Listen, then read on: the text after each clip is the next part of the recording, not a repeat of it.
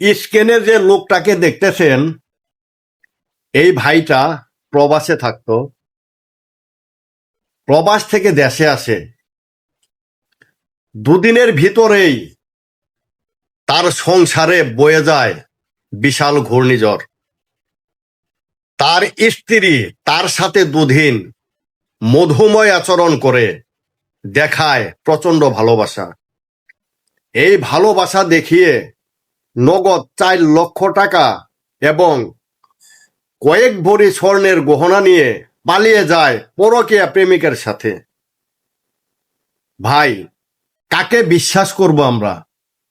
দেশের মায়া ছেড়ে, বন্ধু বান্ধব ছেড়ে, আত্মীয় স্বজন ছেড়ে, স্ত্রী সন্তান ফেলে রেখে প্রবাসে যাই পয়সা রুজি করার জন্য। ভাই, এত কষ্টের পয়সাগুলো আমরা বউয়ের নামে পাঠাই দেই। সেই বউ যদি এই ধরনের কাজ করে, বিশ্বাস কাকে করব ভাই? কিছু কিছু মেয়েরা তো যা খুশি তাই করতে পারে, তো ভাই কাকে বিশ্বাস করব? যাই হোক, প্রবাসে যে ভাইয়েরা থাকেন, ভাইদেরকে আমি বলবো, ভাই, সংসারে যে প্রয়োজনের বাইরে টাকা পয়সা পাঠাবেন না।